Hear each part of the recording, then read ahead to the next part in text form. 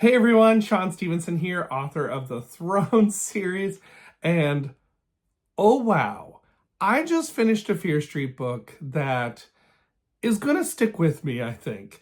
Which Fear Street book are we talking about? It is number 7, Haunted. As I was finishing reading this book, I literally kept saying out loud, "What? No, no, that's what's happening? No way." And I kept talking out loud to the book and talking to the characters. And for me, whenever I start to do that, that is a good sign that I have been sucked into the book. And I was definitely sucked into this one. Haunted is a Fear Street book, and if you don't know about Fear Street is a series written by R.L. Stine that is a spooky series that was a YA series back in the 90s, and each book has some sort of like thriller aspect to it. Sometimes they have a supernatural aspect to it, so sometimes there are ghost type stories in them, sometimes there's just, serial killer kind of stuff going on. In this book, there is a girl named Melissa. And Melissa, she is really stressed out because on Fear Street, where she lives, there has been a prowler. And this prowler has been going around from house to house and breaking into houses, stealing things. And she is convinced that the prowler's going to break into her house. So she's super stressed out about this. And one night, someone appears in her room. But is it the prowler or something a little bit spooky? That is the real question in this book, and the question that Melissa has to answer. And while all of her friends think she is losing it, she is becoming more and more convinced that it's not the prowler, it is a ghost that she is seeing. Now, like I said, I literally just finished reading this book like probably an hour ago, and I sat down and I said to my wife, "Can I tell you about this book?" Because this book, whoa, it is getting to me. It is so well constructed. In fact, my brother and I have been texting back and forth about different Fear Street books we've been reading. And he had just finished reading Sunburn, and I just finished reading this one. And so we were talking about those two. And I just told him, I said, I feel like this is the best ending of a Fear Street book that I have read yet. I've read a few Fear Street books. I've definitely not read them all, but I've read quite a few.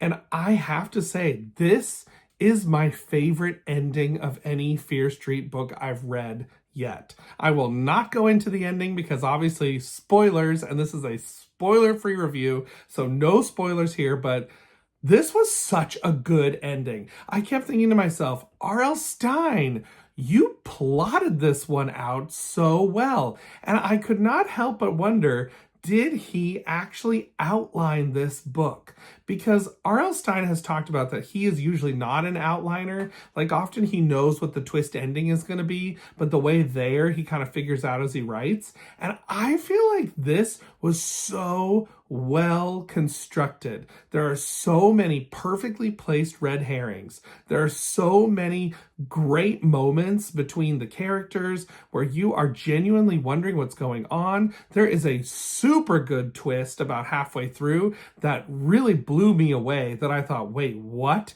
And then there's another twist about probably about 2/3 of the way through that I thought, what? What is going on in this book? It blew me away, no joke. I loved this one. This one could be one of my favorite Fear Street books. I will say though, this has some of the more intense situations for Fear Street characters where they're in some pretty big levels of danger. And that was a little bit intense for me, where I kept thinking, oh wow, this is a pretty intense situation that these characters are in and what's happening to them. So I do think that's something to know going into this book. But I will say, I feel like Melissa as a character is very well constructed. She definitely has the final girl kind of type to her, where she is trying to figure out what's going on. She's trying to piece things together. She is definitely that horror girl that is in a lot of horror type stories, but I feel like she's pretty unique as well. Her character is someone who is really struggling with a lot of things, and I feel like her character arc is fascinating. There's a very big play in this book about the rich versus the poor, and especially in Shadyside, which has not really been explored in that many Fear Street books that I've read so far. Like, there's definitely this kind of feeling between Fear Street is a really rich part of town, and then there's the Old Village, which is the not so rich part of town, and there's a dichotomy there that R.L. Stine really builds up and builds upon. And you have this sense of helplessness from both the people that live on Fear Street and the people who live in the Old Village. And I thought that was fascinating because both sides kind of see the other as they're probably fine. Like, yeah, they maybe don't have as much money, and yeah, they're living on a street that's being like burglarized and stuff, but they're doing okay. They have this or they have that, or they're doing fine. And so there's like this very interesting helplessness that is present in both places in Shadyside. And I thought that was such an interesting thing because in the end, this book is all about being helpless. Having something where there is no other options, it's what it's going to be, this is what's going to happen, and there's no way around it. And I thought that that was so fascinating. I will also say, I can't go too much into this because it would be a spoiler, but plot-wise, I feel like this had a very genius plot idea that takes a kind of typical sounding situation and really turns it on its head. And like I said, there's that 2/3 of the way twist where I thought, oh, well, that is very different for this kind of a story and something that's so fascinating to me. I'm blown away by what you're doing, R.L. Stine. I love it.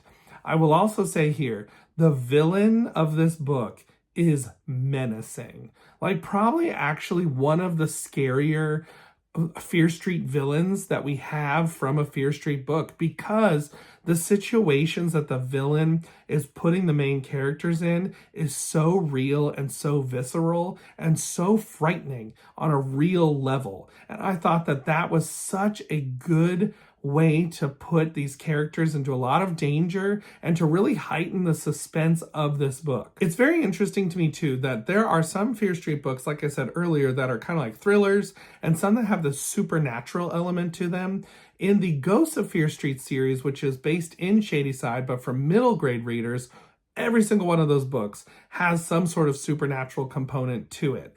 And Fear Street is actually kind of random on when there's a supernatural thing or not. And some of them play with that idea of, is this a supernatural thing or not?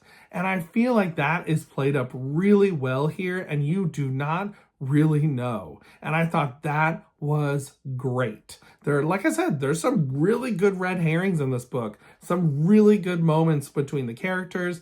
And I will say too, there is a love story in this book that I really liked. I really liked what R.L. Stine did with it. Can't say much more about it because that would be some spoilers, but I just really liked what R.L. Stine did with that love story.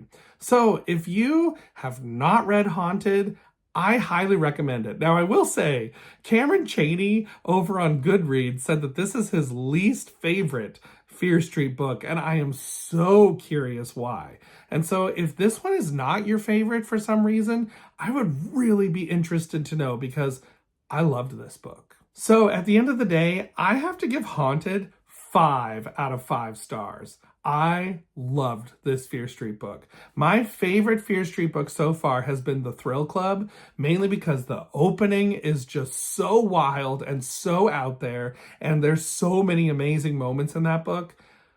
But this might take my favorite spot. I really liked this book a lot. So if you have not read Haunted, you should read this one. I think you would really enjoy it. And until next time, everybody, keep reading. Bye.